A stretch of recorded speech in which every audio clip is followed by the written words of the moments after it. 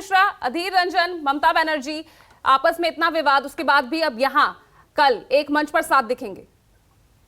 देखिए, शिवम त्यागी जी जानबूझ के तथ्यों को एक अनजाना सा वो बता रहे हैं कि देखिए, सोनिया गांधी 2004 में सोनिया गांधी जी के लीडरशिप में यूपीए का गठन किया गया था और यूपीए के जैसी मोर्चा ने अटल बिहारी वाजपेयी से लोकप्रिय नेता को चुनावी शिकस्त दी थी कि नहीं दी थी। और यूपीए में दर्जन भर से अधिक पार्टियों का गठबंधन था।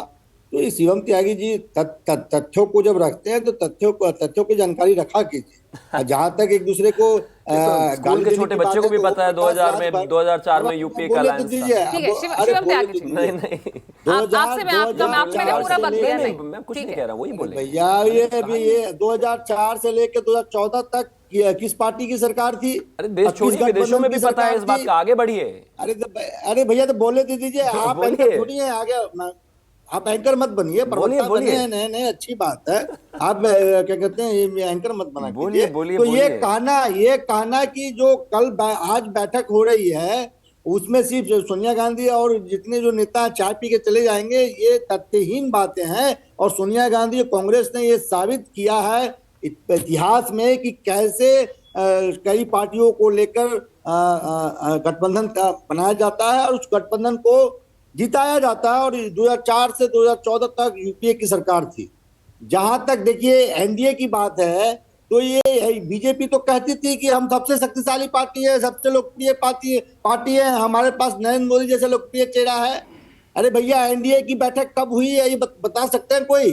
जितने पैनल में लोग हैं, राजीव रंजन जी सबसे विद्वान पत्रकार हैं, शायद वो भी नहीं बता पाए कि एनडीए की लास्ट बैठक कब हुई थी और एनडीए का संयोजक कौन है।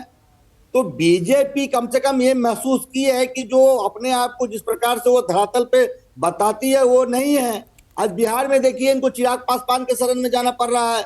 उस चिराग पासवान के शरण में जिस पार्टी को दो फाड़ करने में बीजेपी की महत्वपूर्ण भूमिका थी। आपको मुंगेर जैसे लोकसभा में आपको प्रत्याशी नहीं मिल रहे हैं।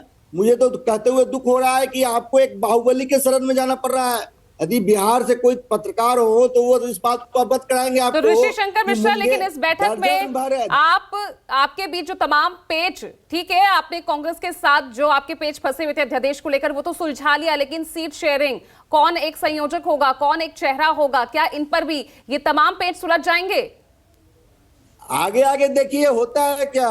बीजेपी काफी परेशान है। और ये देखिए, 23 जून को जब बैठक होती है उसके बाद महाराष्ट्र में ये ऑपरेशन करने चले जाते हैं। मालूम है कि इनके जो शिंदे साहब हैं वो वोट नहीं दिला पाएंगे। और मैं आपको बता दूं, 2 ऐसे राज्य हैं जहां बीजेपी सर्वे कराई, बीजेपी का सर्वे है, बिहार और महाराष्ट्र। इनकी हालत बहुत कमजोर है।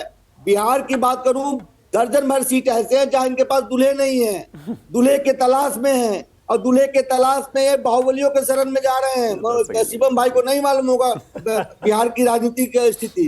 तो ये स्थिति है बीजेपी का और जो गठबंधन का स्वरूप लिया है। ठीक है ऋषि।